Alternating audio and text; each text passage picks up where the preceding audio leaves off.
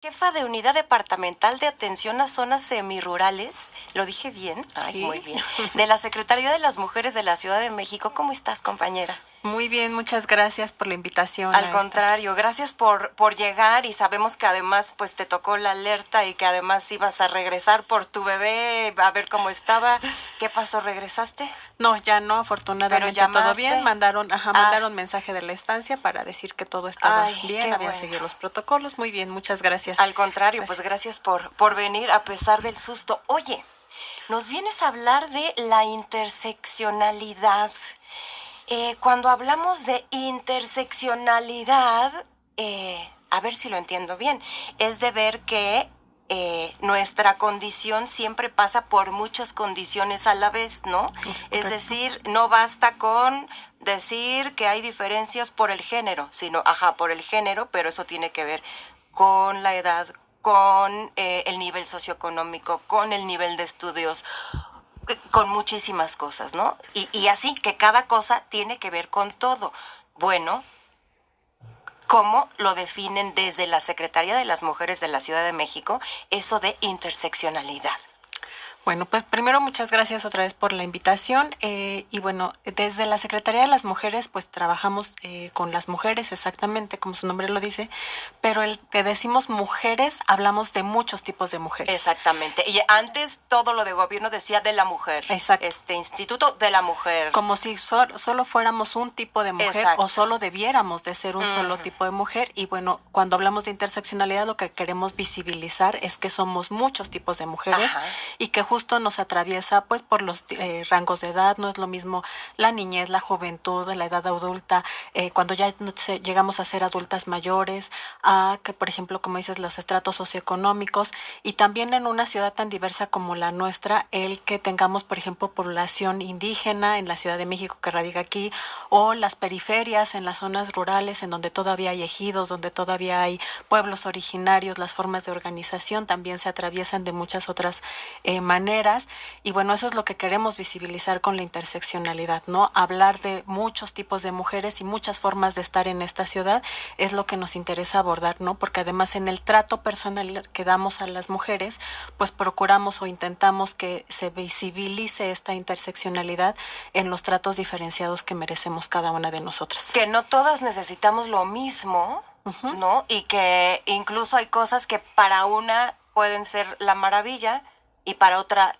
eso no les sirve de nada, ¿no? No es importante o no les interesa, y las prioridades justo que tenemos las mujeres en las atenciones son diferentes. Algunas que van justo por temas de violencia, pero otras que van por temas socioeconómicos, otras que van por múltiples atenciones. Y bueno, yo lo que les decía, hay que transversalizar eso con las otras instancias, porque pues se viven estas desigualdades en el sistema educativo, en el sistema de salud, y tenemos que hacer que estos accesos a salud, a educación o a los servicios del gobierno de la ciudad puedan hacerse desde esta perspectiva interseccional y transversal en las diferentes atenciones y servicios.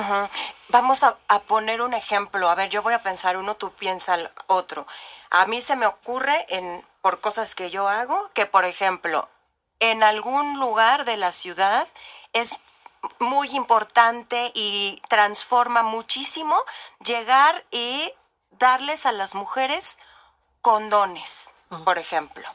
Y, eso les va a cambiar la vida y les das información sobre el condón y ay, qué maravilla.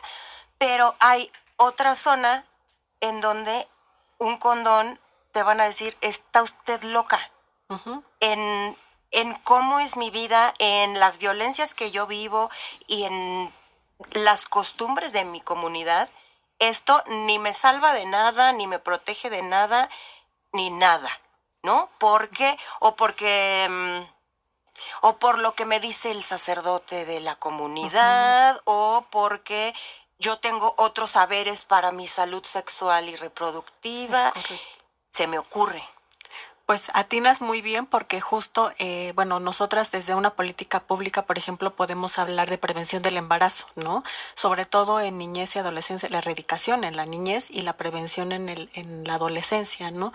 Y justo el que podamos ver estas perspectivas de qué es lo que necesitan, aunque tenemos alcaldías de muy altos índices de embarazo en niñez y adolescencia, como lo son las alcaldías de Iztapalapa, de Milpa Alta, de Tláhuac, entre otras, pues el que lo podamos insertar estos temas desde una perspectiva de atención a las mujeres no es lo mismo, por ejemplo, en Milpa Alta, en pueblos originarios o en donde hay población indígena ya residente en estos pueblos, el trabajo, como dices, del tema, el acercamiento hacia la información, que lo puede ser en Iztapalapa, donde también es una de las alcaldías con mayor población indígena en la Ciudad de México, que además es diversa, hay más de 55 tipos de grupos indígenas en esta alcaldía.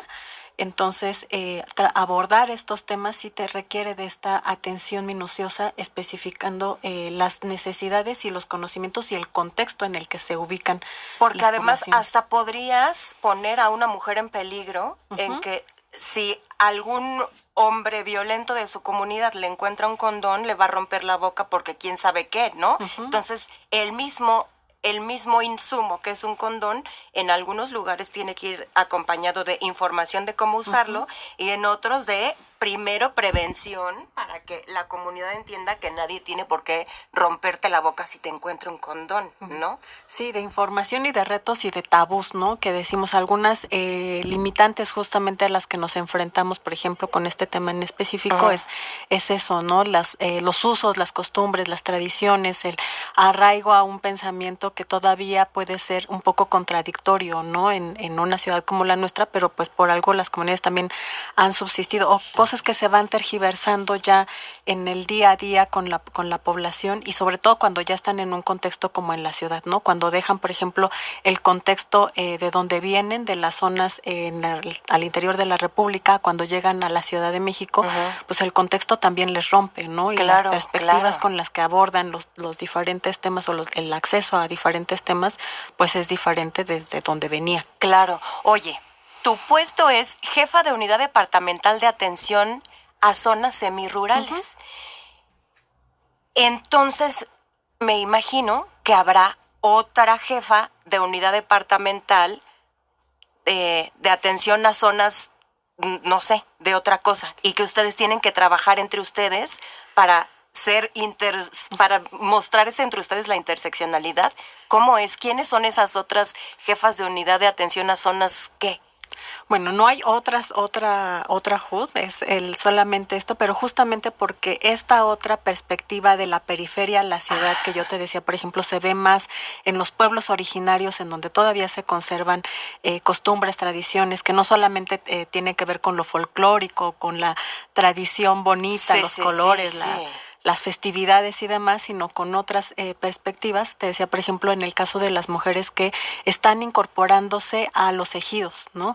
Que están adquiriendo títulos de propiedad. Que antes, pero ni soñarlo. Sí, porque la ley agraria decía solamente los hijos pueden, ¿no? Cuando cambiamos la ley agraria por ese hijos a ponerle a e hijas, entonces visibilizamos que las mujeres también tienen derecho a la propiedad y a la tierra, y entonces estas mujeres están incursionando en estos grupos que normalmente eran dirigidos por hombres, como son los grupos agrarios o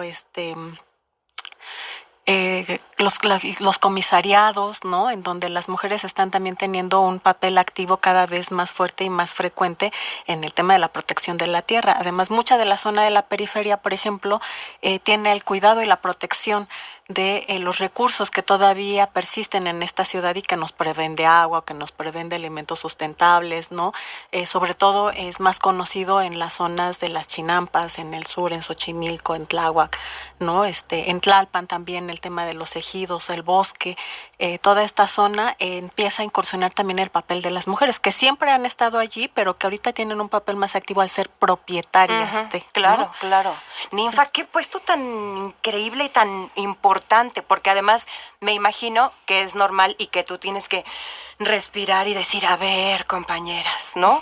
Cuando desde la secretaría, alguna compañera absolutamente citadina dice, hay que hacer esto. Y me imagino que tú tienes que decir, compañera, te recuerdo que estamos las zonas semirurales y que esto se tiene que adaptar, ¿no? Como qué cosas tú tienes que estar buza para decir, espérense, sí, muy bien, pero acá funciona distinto. Sí, tendríamos que hacer trabajos colaborativos, Claro. incluso, por ejemplo, con otras instancias que yo digo son instancias transversalizadoras, también como son la Secretaría de Pueblos y Barrios Originarios o como son la de Derechos Humanos. ¿Qué es esto de transversalizadoras? Exactamente, ¿no? Esto de transversalizadoras, pues que estemos atravesando, digamos, en diferentes ámbitos, en el ámbito de la salud, en el ámbito de la educación, en el ámbito de la obra pública, incluso la infraestructura Claro, pública, sí, sí. que a veces pareciera que pues solamente es hacer calles y poner banquetas y demás, pero también tiene que ver con esta perspectiva y de las necesidades en particular en los pueblos, ¿no?